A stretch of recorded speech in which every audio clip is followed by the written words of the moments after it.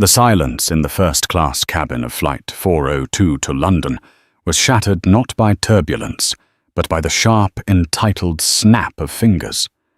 It wasn't just a request for a drink, it was a demand for displacement. When Bianca Montgomery looked at the woman in seat 1A, she didn't see the owner of the very airline she was flying on. She saw someone who didn't belong. She demanded the seat the staff complied, and the humiliation was public. But Bianca didn't know that the woman she was evicting was holding a phone that controlled the fate of everyone on board. One call later, the plane wouldn't be the only thing grounded. The recycled air inside the cabin of the Boeing 777 usually carried a faint scent of coffee and stale perfume. But here in the first-class suites of Aura Atlantic Airways, the air smelled of fresh orchids and expensive leather. Jocelyn Banks adjusted the cuffs of her charcoal blazer, settling into the expansive embrace of seat 1A. She was exhausted. The last 48 hours had been a blur of boardrooms in Tokyo conference calls in Dubai, and now finally the long haul back to New York. She wasn't just a passenger, she was a ghost in the machine. To the crew she was listed simply as a high-priority PAX, a vague designation that usually meant a celebrity or a diplomat. They had no idea that the PAX in 1A had just finalized the acquisition of Aura Atlantic's parent company, Stratosphere Logistics. Jocelyn didn't want fanfare. She didn't want the red carpet or the captain coming out to shake her hand. She wanted silence. She wanted to review the red file tucked safely in her leather tote bag, a dossier detailing the rampant corruption service failures and discriminatory practices rotting Aura Atlantic from the inside out. Today was supposed to be a silent audit. Champagne, Ms. Banks. Jocelyn looked up. The flight attendant, a young man with a perfectly gelled side part and a name tag that read Gavin, hovered over her with a practiced synthetic smile.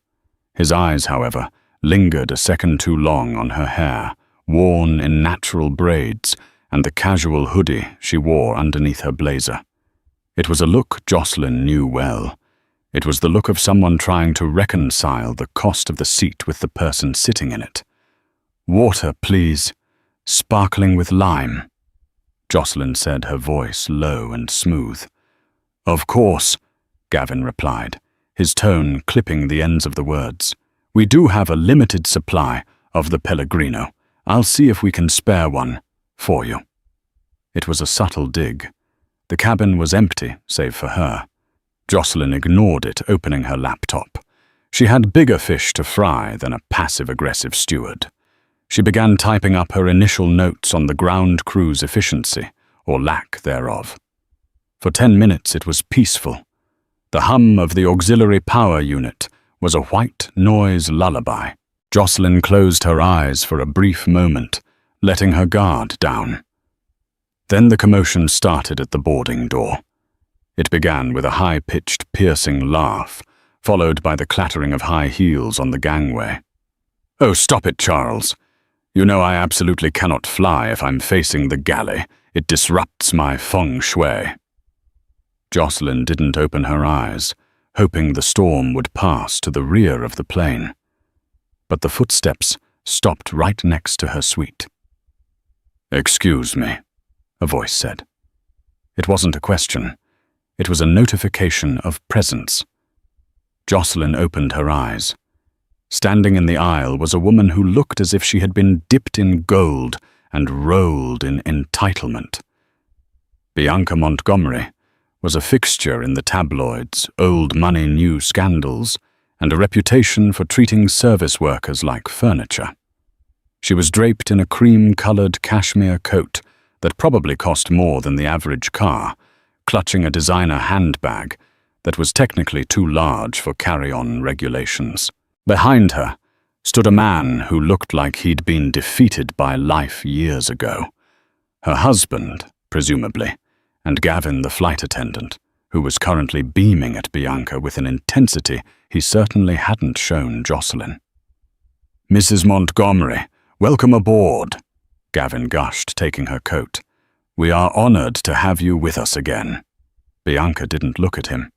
Her eyes were fixed on Jocelyn, specifically on seat 1A. "Gavin, darling," Bianca said, her voice dripping with faux sweetness. "There seems to be a mistake. My boarding pass says 1A. I always sit in 1A. It's the only seat with the proper lighting for my skincare routine during the flight." Jocelyn glanced at the empty seat across the aisle 1K and the 2 seats behind them. The cabin was practically empty. "I'm afraid there might be a double booking, Mrs. Montgomery," Gavin said, his voice trembling slightly. He pulled up a tablet. "Actually, no, your ticket is for 1K. The seat across the aisle." Bianca's face hardened. The veneer of charm cracked, revealing the ugliness underneath. 1K faces the lavatory wall. I do not stare at a wall, Gavin. I stare at the horizon. I want this seat. She pointed a manicured finger directly at Jocelyn's face. Jocelyn remained calm, her fingers resting lightly on her keyboard. "I believe this seat is occupied," Jocelyn said, her voice steady. Bianca blinked, as if the furniture had just spoken to her. She turned her gaze fully onto Jocelyn, her eyes raking over the hoodie, the braids, the lack of visible jewelry. "Excuse me." Bianca laughed, a harsh, brittle sound. "I wasn't speaking to you. I was speaking to the help." She turned back to Gavin. "Fix this, now. I'm not spending 7 hours across from that. It ruins the aesthetic of the cabin." The air in the cabin shifted. The temperature seemed to drop 10 degrees. Jocelyn felt that familiar heat rise in her chest, the ancient burning warning that signaled danger. But she pushed it down. She was the CEO. She was the power. She didn't need to shout. Gavin looked between the 2 women. On one side, Bianca Montgomery, white, famous, wealthy, a known Platinum Elite member who tipped well and complained loudly. On the other side, Jocelyn Banks Black, quiet, dressed casually, an unknown variable in his limited worldview. Gavin made his choice. It was the wrong one. Gavin cleared his throat, straightening his posture as he turned toward Jocelyn. The synthetic smile was gone, replaced by a look of bureaucratic pity the face people make when they are about to screw you over and claim it's policy. "Ma'am," Gavin said, leaning over the partition of Jocelyn's suite. He didn't use her name, despite it being on the manifest. "As you can see, we have a bit of a situation. Mrs. Montgomery is one of our most cherished frequent flyers. She has a specific medical preference for this seat." "Medical preference?" Jocelyn raised an eyebrow. She just said it was about the lighting for her skin care. Gavin's face flushed pink, but he pressed on his voice, dropping to a conspiratorial whisper. "Look, let's not make this difficult. I can see you're traveling light. I'm sure you'd be more comfortable in a different spot. We have a lovely seat available in row 12. It's premium economy, extra legroom, and I can offer you a voucher for $50 off your next flight." Jocelyn stared at him. The audacity was breathtaking. He wasn't just asking her to move. He was asking her to downgrade from a $5,000 suite to premium economy for a $50 voucher. "Let me understand this correctly, Gavin," Jocelyn said, closing her laptop slowly. "I have a paid confirmed ticket for seat 1A. I'm already seated, and you are asking me to move to premium economy to accommodate another passenger's vanity." "It's not vanity, it's protocol," Bianca interjected, stepping closer. She loomed over Jocelyn, her perfume overpowering the scent of the orchids. And frankly, it's about class. Some people know how to behave in first class, and some people just take up space. You're making the cabin feel crowded. Jocelyn turned her gaze to Bianca. Mrs. Montgomery, is it I suggest you take your assigned seat in 1K? It's identical to this one. It is not identical, Bianca shrieked. I will not have my view obstructed by you. She turned to Gavin, her face turning a blotchy red. Get the purser. Get the captain. I want this woman removed. I don't feel safe flying with her. She's being aggressive, the aggressive card. Jocelyn almost laughed. She hadn't raised her voice above a conversational volume. She hadn't moved. But to people like Bianca, a black woman's refusal to submit was inherently aggressive. I'll get the lead purser, Gavin said, panic edging into his voice. He hurried toward the galley. Bianca smirked, crossing her arms. You're going to regret this. Do you know who my husband is? He plays golf with the CEO of this airline. I can have you banned from flying. I can have you arrested for trespassing. Jocelyn didn't respond. She reached into her bag and pulled out her phone. She didn't unlock it yet. She just held it. Moments later, Gavin returned with the lead purser, a tall woman named Sheila. Sheila had a hard face and eyes that looked like they had seen everything and cared about nothing. She took one look at Bianca and then at Jocelyn, and her calculation was instantaneous. What seems to be the problem? Sheila asked, though her tone suggested she had already decided on the solution. This person is refusing to vacate my seat, Bianca lied smoothly. And she threatened me. I did no such thing, Jocelyn said calmly. I simply refuse to move from the seat I paid for. Sheila turned to Jocelyn. Her voice was icy. Ma'am, on this aircraft, we prioritize the comfort of our global elite members. If Mrs. Montgomery feels threatened, we have to take that seriously. Now, Gavin offered you a seat in premium economy. I'm going to instruct you to take it. If you continue to cause a disturbance, we will have to escort you off the plane entirely. Is that a threat? Jocelyn asked. It's a reality, Sheila snapped. We have a flight to catch. You are delaying departure. Grab your bag and move. Now. Jocelyn looked at Gavin, who was smirking behind Sheila. She looked at Bianca, who was checking her reflection in her compact mirror, already bored with the destruction she had caused. You're making a mistake, Jocelyn said softly. A very expensive mistake. The only mistake, Bianca muttered, was letting you through security. Sheila stepped into the suite, reaching for Jocelyn's bag. I'll help you with this. Don't touch my property, Jocelyn said, her voice sharpening like a blade. Sheila recoiled, then straightened up, her face furious. That's it. Gavin, call the gate agents. Call security. Tell them we have a non-compliant passenger who is refusing crew instructions. I want her off this plane. Gavin practically ran to the interphone. Captain, we have a situation in first, requesting police assistance at the gate. Jocelyn sat back. She didn't scream. She didn't fight. She watched them. She watched as two burly airport security officers and a frantic gate agent named Brenda marched down the jet bridge. Ma'am, you need to come with us, the lead officer said, hand resting near his belt. The other passengers were boarding now, filing past the first-class cabin, craning their necks to see the drama. Look at her, Bianca whispered loudly to a passing couple. Trying to sneak into first class, probably used a stolen credit card. Jocelyn stood up. She smoothed her blazer.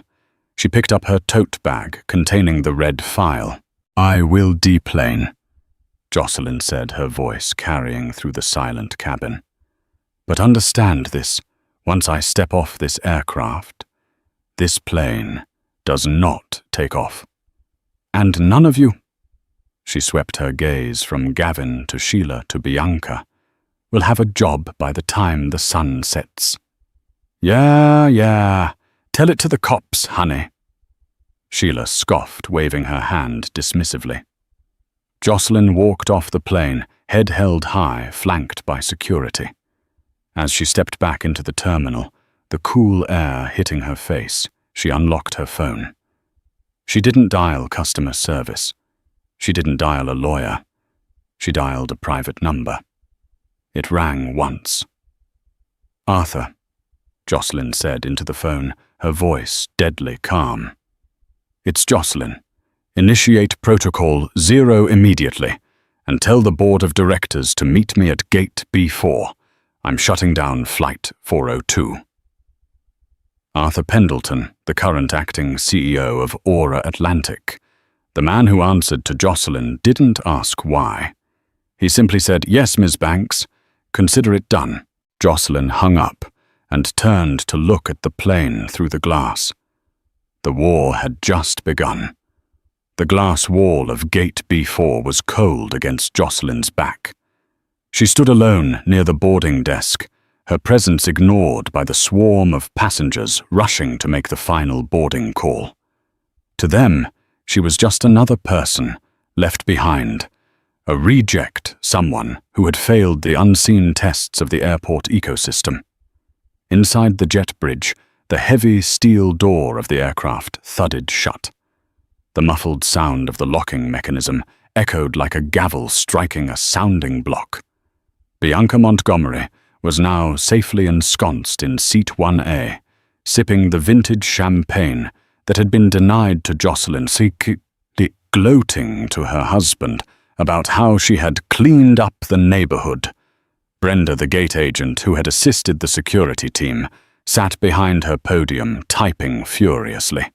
She glanced up at Jocelyn with a look of disdain. "You can't loiter here." Brenda snapped, her voice tinny and irritated. "Security released you, which is a miracle, considering the scene you caused. But you need to go to the rebooking desk in Terminal A. We are closing the flight." Jocelyn didn't move. She didn't even blink. She watched the plane. The tug vehicle had already attached itself to the front landing gear.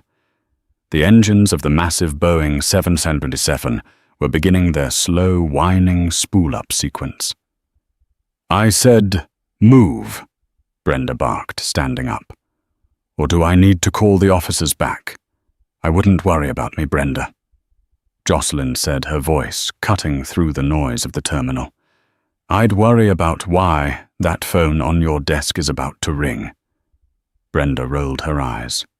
"You're delusional. Go home." As if on cue, the red landline phone on Brenda's desk, the dedicated line for operations control, began to scream. It wasn't the standard ringtone. It was the emergency chime, a jarring, discordant sound that made Brenda jump. She stared at it for a second, confused. That line only rang for security threats or mechanical failures. She picked it up. "Gate B4, Brenda speaking." Jocelyn watched Brenda's face. It was a study in collapsing structural integrity. The color drained from her cheeks, leaving them a pasty gray. Her mouth opened, but no sound came out. She gripped the receiver so hard, her knuckles turned white. "What?" "But we're pushing back. The doors are armed. We can't," Brenda stammered, listening to the voice on the other end. "Who authorized this?" "The CEO, but he's in London." "What do you mean? The chair is here." Brenda looked up. Her eyes met Jocelyn's.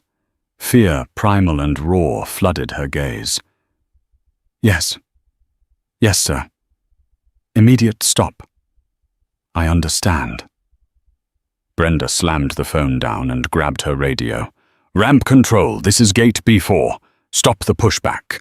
Do not push, repeat. Stop the pushback immediately. Ground the aircraft." Outside the tug. Driver slammed on the brakes. The massive plane jolted the sudden stop, visible even through the glass. Inside the cabin, champagne flutes would be sliding off tables. "What did you do?" Brenda whispered, staring at Jocelyn as if she were a witch who had cast a hex.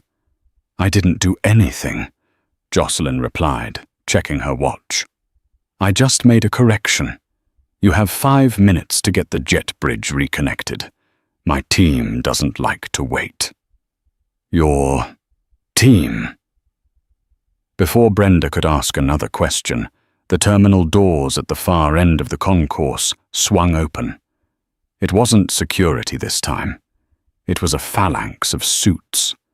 6 men and women, dressed in the kind of tailoring that costs more than a pilot's annual salary, marched down the center of the walkway. They moved with the synchronized urgency of predators. Leading them was Arthur Pendleton, the acting CEO of Aura Atlantic. He looked terrified. He was clutching a tablet to his chest like a shield. Passengers in the waiting area parted like the Red Sea. The air of authority coming off the group was palpable. They didn't look at the gate agents. They didn't look at the confused travelers. They looked straight at the woman in the hoodie standing by the window. Arthur Pendleton reached Jocelyn and stopped. He was breathless sweat beading on his forehead despite the air conditioning.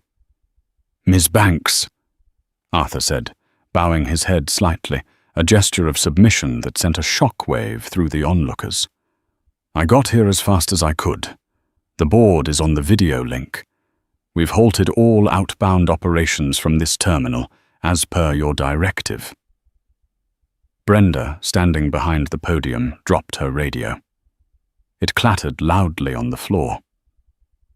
"Arthur," Jocelyn said, her voice cool. "You're late. By 2 minutes." "Traffic, ma'am. I apologize," Arthur said, his voice trembling. "We have the files.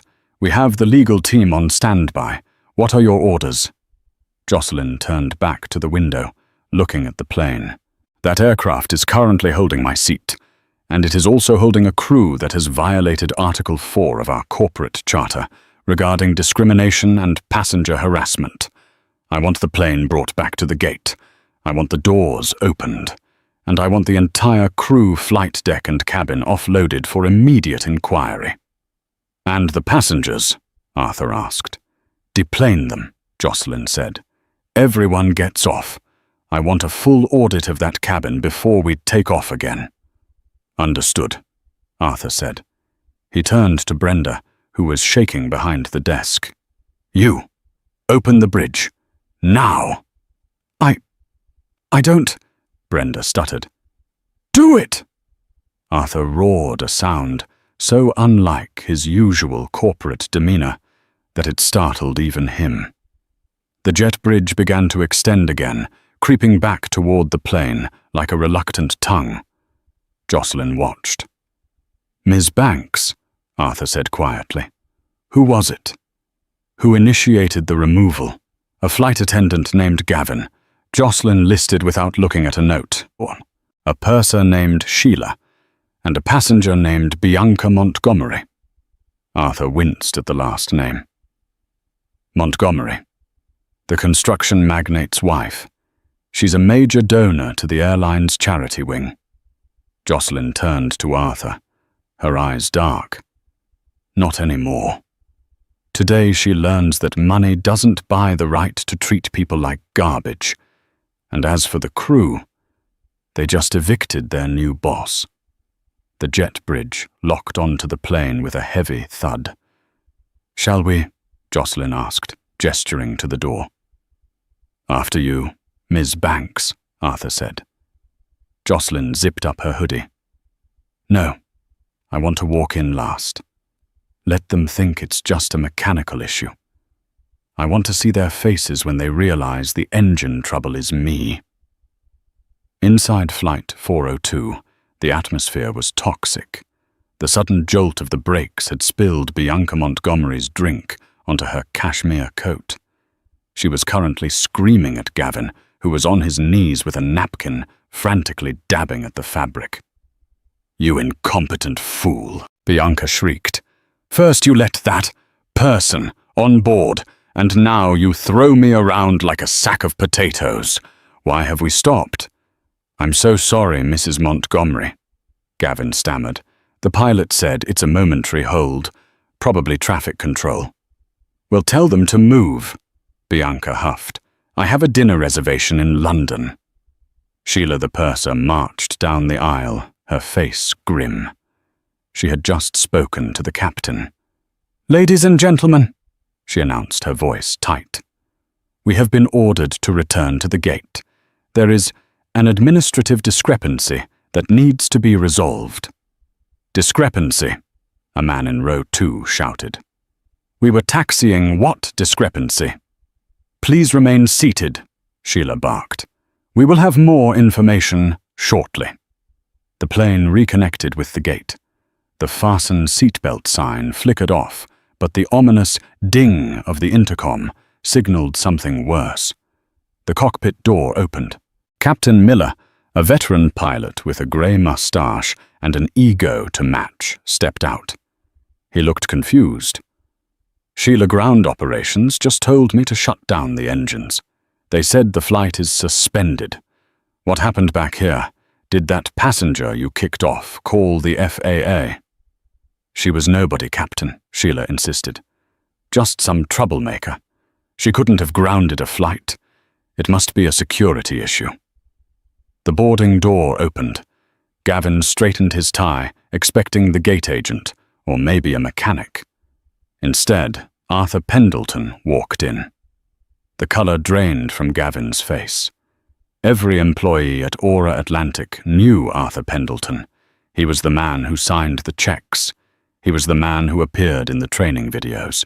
"Mr. Pendleton," Gavin squeaked. "Sir." "What a surprise. We weren't expecting you." Arthur ignored him. He stepped aside, making room for the team of executives behind him. They filed into the first-class cabin, filling the aisle with the smell of expensive cologne and fear. Captain Miller stepped forward. "Mr. Pendleton, this is highly irregular. We are behind schedule. I need an explanation." "You'll get one, Captain," Arthur said, his voice grim. "But first, I need everyone to sit down, crew included. Sit down." Sheila scoffed, her instincts to dominate kicking in. "We have a service to prep. We can't just sit down." Arthur's voice cracked like a whip. Sheila sat on the jump seat, stunned. Gavin leaned against the galley wall. Bianca Montgomery, sensing a shift in the power dynamic, cleared her throat. "Arthur," she called out, waving her hand. "Arthur, darling." "Over here. It's Bianca. Bianca Montgomery. Thank goodness you're here. Your staff is appalling. And the turbulence on the ground unacceptable. I expect a full refund and a personal apology." Arthur looked at Bianca. There was no warmth in his eyes. "Mrs. Montgomery, please be quiet," Bianca gasped. "Excuse me." "You heard me," Arthur said. He turned to the open door. "Ms. Banks, the cabin is secured." The entire cabin turned to look at the door. Jocelyn walked in. She hadn't changed.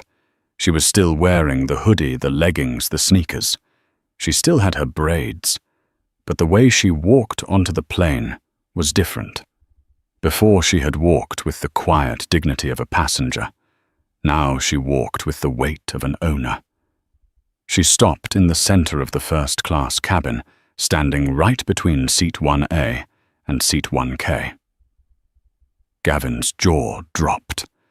He looked from Jocelyn to Arthur, and the pieces began to click together in a horrifying puzzle.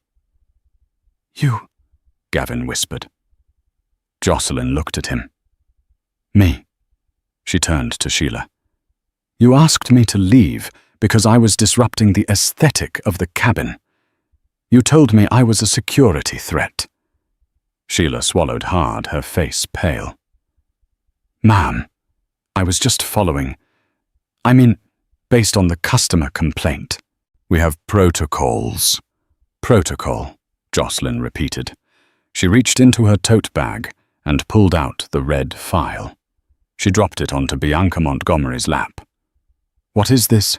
Bianca asked, recoiling from the folder. "That," Jocelyn said, addressing the whole cabin, "is the acquisition contract. As of 9:00 a.m. this morning, Stratosphere Logistics owns Aura Atlantic. And as the majority shareholder and new CEO of Stratosphere, I own this plane. I own this seat. I own the uniform you are wearing." Silence. Absolute, suffocating silence. Captain Miller took off his hat. You are Jocelyn Banks." "I am," Jocelyn said. "And Captain, I'm curious. When your purser told you she was removing a paid first-class passenger for no reason other than the color of her skin and the complaints of a bigot, did you ask why?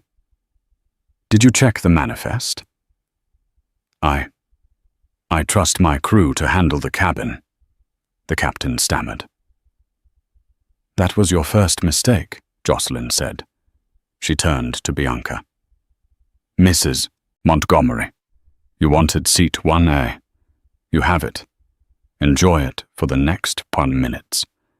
Because you are never flying Aura Atlantic again." "You can't do that," Bianca shrieked, standing up. Your husband's construction firm has a contract to renovate our Terminal C lounge," Jocelyn interrupted. "I'm cancelling it. Effective immediately. Breach of morality clause. We don't do business with racists." Bianca fell back into the seat, her mouth opening and closing like a fish. Jocelyn turned to Gavin and Sheila. "Badge, now." "Ms. Banks, please," Gavin pleaded, tears welling in his eyes. "I didn't know. If I had known who you were, that," Jocelyn said, her voice dropping to a whisper that carried more weight than a scream, "is exactly the problem. If I had been in a suit, if I had been white, or if I had been famous, you would have treated me with respect. But because I looked like a regular black woman, you treated me like trash. You don't respect people, Gavin. You respect power. And you don't deserve to wield either." She held out her hand. Trembling, Gavin unpinned his silver wings. He placed them in her palm. Sheila, looking defiant but defeated, did the same. "Get off my plane," Jocelyn said. "And you," she pointed to the captain. "You're suspended pending an investigation into your lack of oversight. Grab your flight bag." The scene was chaotic. The first-class passengers were filming on their phones. The economy passengers in the back were craning their necks. "Arthur," Jocelyn said, turning to the executive, "this flight is cancelled. Rebook everyone in economy on partner airlines with full compensation and a $1,000 voucher. The first-class passengers, well, they can wait. I want a full debrief in the tarmac office in 10 minutes. "Yes, Ms. Banks." Jocelyn looked at Bianca one last time. "You can keep the seat, Bianca, but the plane isn't going anywhere." Jocelyn turned and walked off the jet bridge for the second time that day. But this time she didn't leave as a victim. She left as the storm. The tarmac office at JFK Airport wasn't actually on the tarmac. It was a suspended glass conference room overlooking the runway usually reserved for visiting dignitaries or emergency coordination. Today, it was a courtroom. Jocelyn sat at the head of the long mahogany table. The room was silent save for the hum of the server banks in the corner and the distant roar of engines outside. To her right sat Arthur Pendleton, typing furiously into a secure terminal. To her left stood 3 members of the Aura Atlantic legal team, who had arrived with the speed of sharks smelling blood. Standing in the center of the room, looking like children called to the principal's office, were Gavin, Sheila, and Captain Miller. They had been stripped of their badges. Their lanyards lay in a pile in the center of the table, a plastic graveyard of their careers. "Let's review the timeline," Jocelyn said, not looking up from the tablet in front of her. At 08:15, Bianca Montgomery boarded. At 08:17, she demanded a seat that was not hers. At 08:20, Gavin, you approached me. Gavin flinched. He looked smaller without his blazer, which he had nervously taken off. Ms. Banks, I swear the training manual says to prioritize Platinum members. It says, I wrote the manual, Gavin.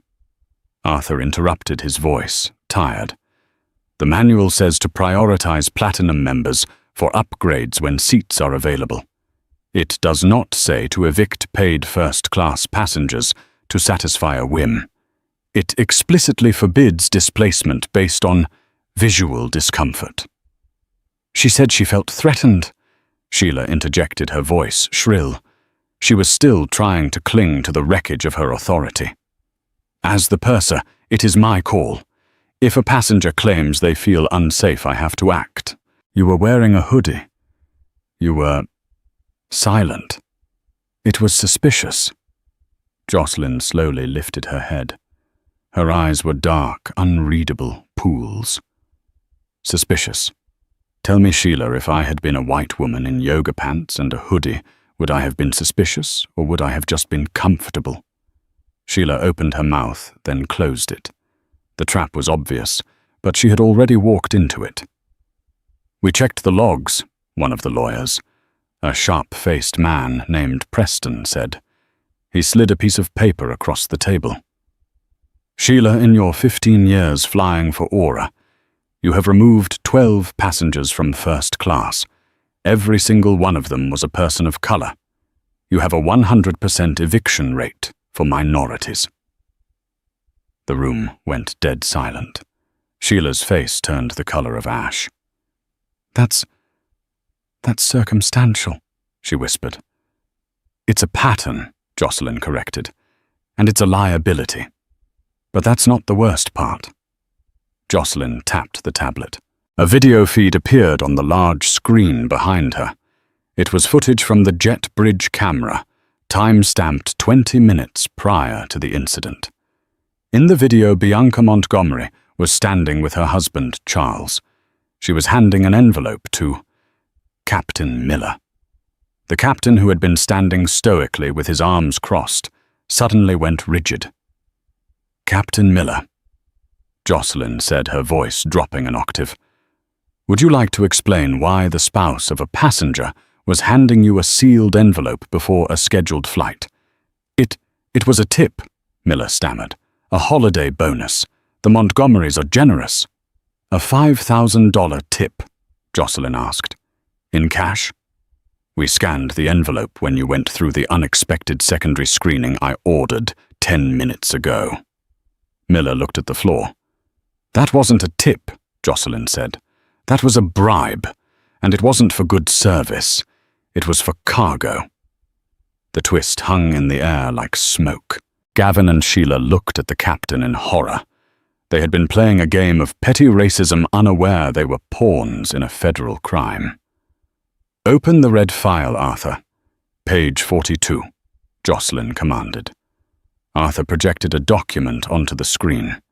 It was a cargo manifest for Flight 402. Bianca Montgomery wasn't just flying to London for dinner, Jocelyn explained, standing up and walking toward the window.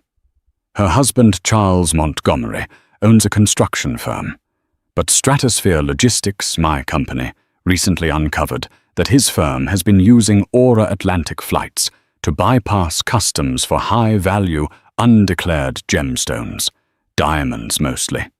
Industrial grade, but worth millions. She turned back to the trembling crew. Bianca insisted on seat 1A because the panel under the window in 1A has a maintenance hatch that leads directly to the avionics bay, Jocelyn revealed. It's a design flaw in the 777, one that Captain Miller here was paid to ignore. She wasn't checking her makeup, Gavin. She was going to drop a package into the bay to be retrieved by a corrupt handler in Heathrow. Gavin looked like he was going to be sick. I was just moving a seat. I didn't know about diamonds. Ignorance is not a defense when you enable corruption, Jocelyn said. You saw a black woman and assumed she was the problem. You didn't look at the white woman and ask why she was so desperate for a specific wall panel. Jocelyn leaned forward, placing her hands on the table. Captain Miller, the FBI, is waiting for you downstairs. You're facing charges for smuggling and endangering the safety of an aircraft.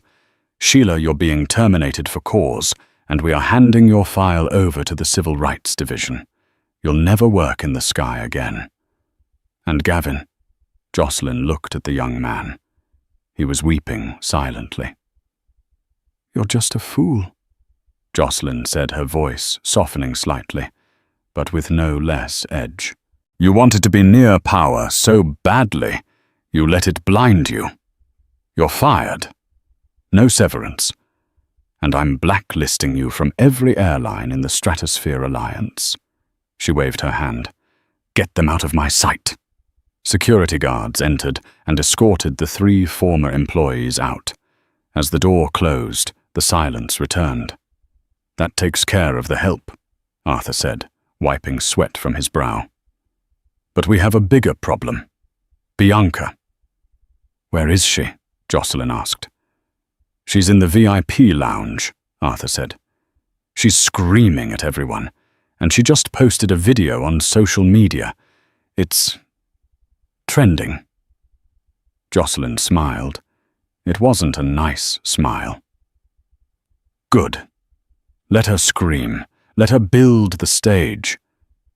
Because when she falls, I want the whole world to hear the impact. The Aura Atlantic VIP lounge was designed to be a sanctuary. Soft jazz, free-flowing Scotch and velvet armchairs. But right now, it felt like a bunker under siege. Bianca Montgomery stood in the center of the room, holding her phone up like a weapon. She was live streaming. I'm being held hostage, she shouted into the camera, the filter smoothing out her frantic expression. The new management of this airline is discriminatory against wealth. Can you believe it? They kicked me off my flight, stole my seat, and now they're holding my luggage. This is a violation of my human rights. Behind her, nervous lounge attendants tried to calm her down, but she swatted them away. Don't touch me. I am calling my lawyer. I am calling the senator. In the corner of the lounge, sitting in a secluded booth, Charles Montgomery watched his wife with eyes that were cold and calculating. He wasn't live streaming. He was on a burner phone. The pilot is compromised, Charles whispered into the phone. The package is still on her person. We need to extract her. No, the deal is off. Just get us out of here before they check the bags. He hung up and stood adjusting his suit. He walked over to Bianca and grabbed her wrist hard. Stop it, Bea, he hissed. Put the phone away. We're leaving. Leaving? Bianca pulled back. I'm not leaving until that woman is fired. Do you know who she is? Some nobody named Banks. She ruined my flight. She is not a nobody, Charles said through gritted teeth. She owns the airline, you idiot. And if you don't shut up, she's going to own us. Before Bianca could respond, the lounge doors swung open. But it wasn't the police. It was Jocelyn Banks. She was alone. No security. No Arthur. Just her hoodie and the red file tucked under her arm. The lounge went silent. Passengers lowered their forks. The bartender stopped shaking a martini. Jocelyn walked straight into the center of the room, stopping 5 feet from Bianca and Charles. Mr. and Mrs. Montgomery, Jocelyn said, her voice calm and projecting clearly.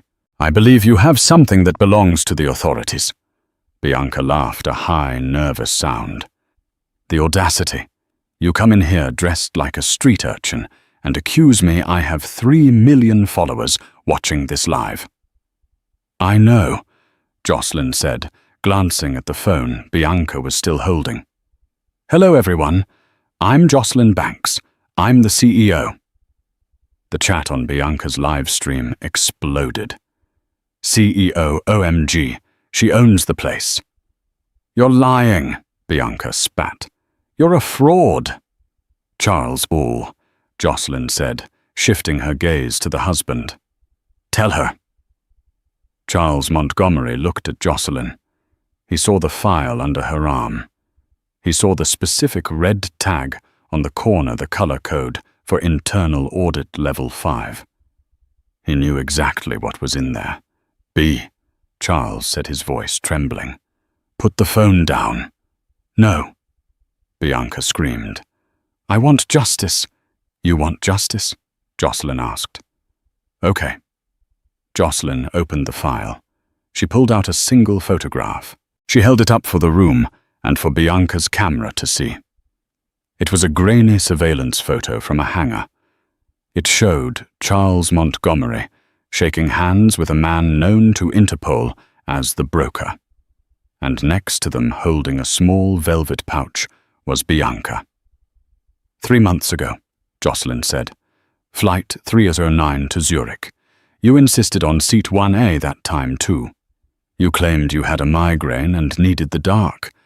But really you were smuggling conflict diamonds out of Sierra Leone using my airline as a mule. Bianca froze. The phone slipped from her fingers and clattered onto the carpet. That's absurd, Bianca whispered. They were earrings, my own earrings. We checked the maintenance logs, Jocelyn continued, relentless.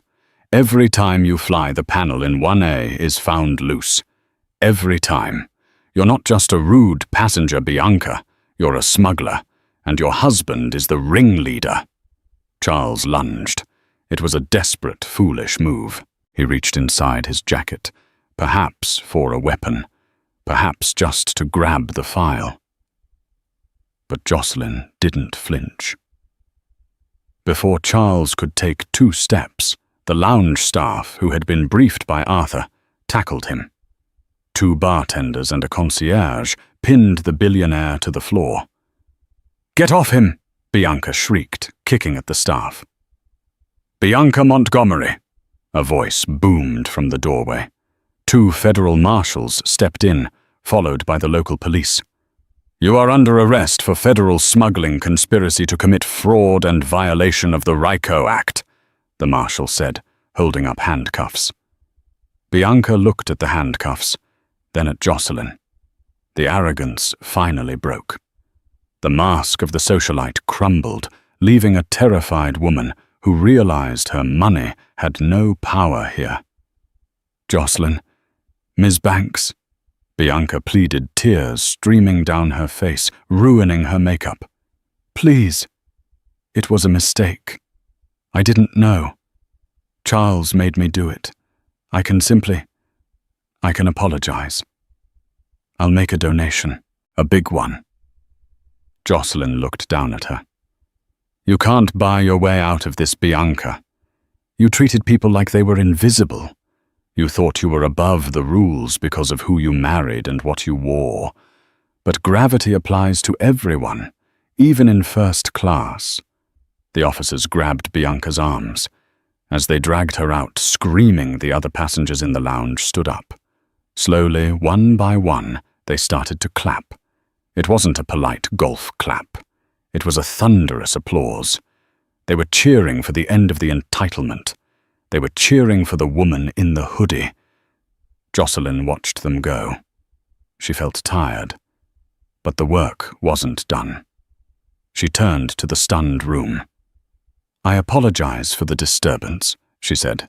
"Please enjoy your evening. Drinks are on the house." She walked out of the lounge, leaving the applause behind her. She needed to make a call. There was one more loose end to tie up. The man who had enabled Charles Montgomery, from the inside, the former CEO she had just replaced. She pulled out her phone. "Arthur," she said, "the Montgomerys are in custody. Initiate Phase 2. We're releasing the internal comms. I want every board member who signed off on Charles's contracts, exposed by fawning. "Ms. Banks," Arthur said, his voice sounding relieved. "You might want to check the news first. The video, it's everywhere." "Which video, Bianca's?" "No," Arthur said. "Yours. A passenger on the plane recorded your speech to the crew. I own this seat. I own this uniform. It has 10 million views in an hour. They're calling you the boss of the skies." Jocelyn stopped in the middle of the concourse. She looked at the reflection in the window. The hoodie, the braids, the determination. She hadn't just cleaned up a flight. She had started a revolution. The sun was rising over Manhattan, casting long, bloody streaks of light across the glass skyline. But inside the headquarters of Stratosphere Logistics, it felt like midnight. The emergency board meeting had been called for 6:00 a.m. It was now 6:15, and the conference room on the 50th floor smelled of fear and stale coffee. 12 men and women sat around the oval table. These were the titans of the industry people who controlled shipping lanes, airline fleets, and cargo hubs. Usually, they were the ones making people wait. Today they sat in terrified silence, staring at the empty chair at the head of the table. They had all seen the news. Bianca Montgomery's arrest was trending globally. The video of Jocelyn Banks dismantling the crew of Flight 402 had been viewed 40 million times in 12 hours. The stock price of Aura Atlantic had dipped initially, then skyrocketed as the public rallied behind the CEO of the people. But the people in this room weren't worried about the stock price. They were worried about the red file. The doors opened. Jocelyn Banks walked in. She had finally changed out of her travel clothes. She wore a sharp navy blue power suit that looked like it had been tailored from a thunderstorm. Arthur Pendleton walked a step behind her, carrying a stack of documents that looked heavy enough to crush a man. Jocelyn didn't say good morning. She walked to the head of the table, placed her hands on the leather chair, and looked at the faces before her. "Gentlemen, ladies," Jocelyn began, her voice echoing in the silent room. "Yesterday, I removed a cancer from one of our aircraft. Today, I'm here to treat the rest of the patient." "Jocelyn," spoke up Richard Sterling, the chairman of the board. He was a man in his 60s with silver hair and a smile that usually charmed investors. Today, the smile looked plastered on. "Let's not be dramatic. The Montgomery incident was unfortunate, yes, a PR nightmare, but we can spin this. We can say you were conducting a secret shopper experiment. It shows initiative." Jocelyn looked at Sterling. She didn't blink. "A secret shopper experiment. Is that what we're calling federal crimes now, Richard?" Sterling's smile faltered. "I don't know what you mean." "Arthur," Jocelyn said. Arthur stepped forward and placed a single sheet of paper in front of Sterling. "That," Jocelyn said, "is a bank transfer record from the Cayman Islands. It shows a deposit of $500,000 into an account held by Blue Sky Consulting. That's your shell company, isn't it, Richard?" Sterling turned pale. "This is preposterous. Private consulting is perfectly legal." "Not when the client is Charles Montgomery's construction firm," Jocelyn countered. "And not when the payment is dated 2 days before you personally overruled the safety inspector who flagged the avionics bay in our 707 fleet." A gasp went around the table. The other board members looked at Sterling as if he were radioactive. "You knew," Jocelyn said, her voice rising. "You knew Charles was using the maintenance hatches to smuggle diamonds. You knew Bianca was demanding specific seats to facilitate the drop, and you let it happen.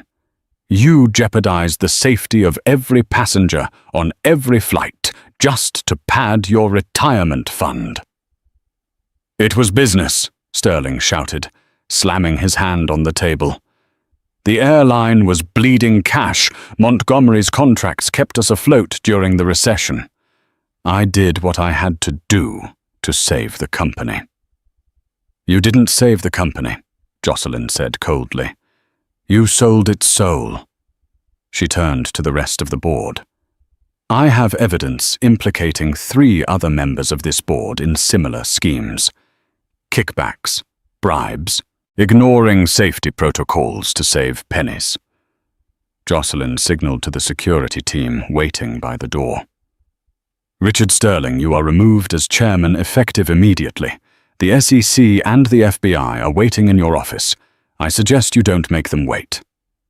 As Sterling was escorted out, shouting threats and obscenities, the room felt lighter, yet infinitely more tense.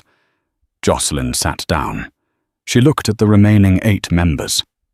Now, she said, opening a folder, let's talk about the future.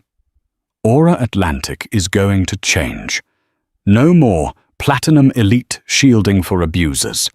No more turning a blind eye to racism in the cabin. We are going to implement a zero-tolerance policy for discrimination from passengers and crew. A board member named Eleanor raised her hand tentatively. Jocelyn, the investors. They'll say we're alienating our high-net-worth clients. Bianca Montgomery's friends spend millions with us. Jocelyn smiled. Let them leave. Because for every billionaire bigot we lose, we're gaining 1 million loyal customers who want to fly with an airline that has a spine. Look at the numbers, Elena. Bookings are up 300% since the video went viral. People are tired of the old way. We're building the new way. She leaned back in her chair. We are going to be the gold standard. Not of luxury, but of integrity. And anyone in this room who doesn't like that, the door is open. But if you stay, you play by my rules. Protocol 0 is in effect permanently. The board members looked at each other. Slowly, one by one, they nodded. They had seen the shark eat the whale. They weren't going to argue with the shark 6 months later. The wind whipped across the tarmac of the private airfield in upstate New York, biting and cold. It was a far cry from the heated jet bridges of JFK. Gavin zipped his neon orange safety vest higher up his neck. His hands were raw from the cold, his knuckles cracked. He grabbed the heavy luggage from the conveyor belt and tossed it onto the cart. "Move it, rookie!" his supervisor yelled from the truck cab. "We got a cargo plane landing in 10. Don't make them wait. I'm going, Gavin muttered. He wasn't a flight attendant anymore. After the blacklist went into effect, no airline would touch him. Not even the budget carriers. His name was radioactive. He had lost his apartment in the city, sold his car, and was now working as a ramp agent for a freight company loading boxes of frozen fish and machine parts. He looked up at the sky. A sleek Aura Atlantic jet soared overhead, banking toward the city. It gleamed in the sunlight. He used to be inside those planes. He used to drink champagne in the galley. Now he was just part of the machinery, invisible and cold. He thought about Jocelyn Banks. He thought about the moment he chose Bianca Montgomery over her. He thought about it every single day. The Federal Correctional Institution, Danbury. Bianca Montgomery sat on the edge of her bunk. The cell was 6 feet by 8 feet. The walls were painted a depressing shade of beige. There was no first class here. There were no hot towels. There was no Gavin to fetch her water. "Montgomery!" A guard shouted through the bars. "Legal visit!" Bianca stood up, smoothing her grey jumpsuit. She walked to the visitation room, her heart fluttering. Maybe it was the appeal. Maybe Charles had found a way. She sat behind the plexiglass. Her lawyer, a tired-looking public defender, Their assets had been frozen, so the high-priced sharks had fled, sat on the other side. "Well?" Bianca asked, her voice raspy. She hadn't had a proper skincare routine in months. Her face looked haggard, lines of stress etched deep. "The judge denied the bail motion again," the lawyer said, not making eye contact. "And with the new evidence from the Aura Atlantic board, Richard Sterling turned state's witness. He gave them everything, Bianca. The diamonds, the bribes, the dates." Bianca felt the room spin. "So, what does that mean?" "It means they're offering a plea deal," the lawyer said. 15 years. If you don't take it and we go to trial, you're looking at 25. 15 years, Bianca whispered. I can't. I have a gala in the fall. I have a life. You had a life, Mrs. Montgomery, the lawyer said, packing up his briefcase. You threw it away for a seat on a plane. Bianca watched him leave. She looked at her reflection in the plexiglass. The woman looking back wasn't the Queen of New York anymore. She was just an inmate number. She put her hand to the glass and began to sob. JFK, Airport, Terminal 4. The terminal was bustling. It was the holiday season, and the airport was a chaotic symphony of reunions. Jocelyn Banks walked through the concourse. She wasn't wearing a suit today. She was back in her hoodie and leggings, a backpack slung over one shoulder. She walked up to the gate for Flight 402 to London. "Welcome to Aura Atlantic," the gate agent said brightly. It was a young woman smiling genuinely. She looked at Jocelyn's boarding pass. "Oh, Miss Banks, seat 1A. We have you all set." "Thank you," Jocelyn said. "Would you like to board with the first-class group?" the agent asked. Jocelyn looked around. She saw a young mother struggling with a stroller and two crying toddlers near the economy line. The woman looked exhausted, on the verge of tears. "Actually," Jocelyn said, handing the pass back, "can you do me a favor? Upgrade that mother and her kids to 1A and the surrounding suite. Put me in her seat in economy." The agent's eyes widened. "Ma'am? Are you sure it's a 7-hour flight?" "I'm sure." Jocelyn smiled. "I have some reading to do. I don't need the leg room." The agent processed the change, beaming. "You're the best, Ms. Banks." Jocelyn walked over to the mother. "Excuse me, the airline has a surplus of space today. They want you to have the suite." The mother looked at Jocelyn, shocked. "Me? Are you serious? I can't pay for that." "It's already paid for," Jocelyn said, winking. "Just pay it forward someday." As the mother cried tears of relief and hurried her children onto the plane, Jocelyn took her place at the back of the line. She watched the plane through the window. It was the same machine, but it felt different. It felt lighter. Karma wasn't just about punishment. It was about balance. Bianca Montgomery was in a codge of her own making. Gavin was out in the cold. But here in the terminal, a mother was getting a break she desperately needed. Jocelyn boarded the plane, took her seat in row 34, and pulled out her book. The engines roared to life, a sound of pure potential. She was the boss. But today, she was just a passenger. And the view from here was perfect. The story of Jocelyn Banks serves as a powerful reminder that true power isn't about the clothes you wear or the seat you demand. It's about how you treat people when you think no one is watching.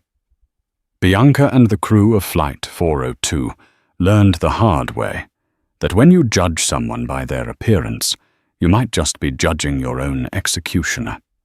In a world obsessed with status, character remains the only currency that never devalues. If you enjoyed this story of instant justice and corporate takedowns, Please smash that like button and subscribe to the channel. Share this video with someone who needs a reminder to be kind, and comment below. What would you have done if you were in Jocelyn's shoes? Thanks for watching, and see you in the next story.